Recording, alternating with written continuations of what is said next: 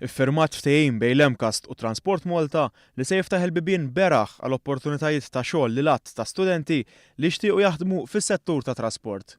Iċ-Chairman tal-EMCAST Silvio De Bono qal li ftehim bħal dan se jagħti ċ-ċans lill-istudenti ipoġġu fil-prattika t-teorija li jitalmu fil-klassi. Permezz ta' dan il-ftehim nistgħu ngħidu li l-istudenti se jkollhom opportunitajiet biex ikollhom il-diversi forum ta' apprentistat, se jkun hemm ukoll opportunitajiet ta' riċerka, se jkun hemm ukoll opportunitajiet biex iż-żewġ naħat jiġifieri kemm Transport Malta.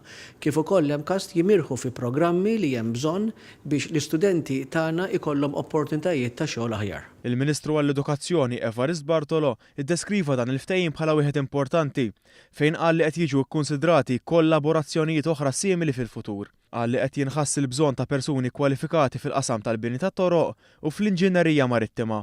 Il-Ministru għat-Trasporti Jimborġ qal li qed isir xogħol id fit bejn l-EMCAST u Transport Malta kemm għal ġid tal-istudenti kif ukoll għal ġid tas-settur. Transport Malta ovvjament issa tkun qed tistenna illi jkun hemm interess ukoll mill-istudenti illi mhux biss jidħlu għal korsijiet akademiċi u vokazzjonali fih dan l-EMCAST imma jersqu l-qudiem sabiex jagħmlu dik l-esperjenza fih dan l-awtorità u jikkontribwixxu bris is-settur. Intant, il-Kap Eżekuttiv ta' Transport Malta James Piscopo qal li qed jinħass bżonn kbir ta' studenti kwalifikati f'dan il-qasam u li dan il-ftehim se jgħin biex is-settur ta' trasport jimxi l qudiem.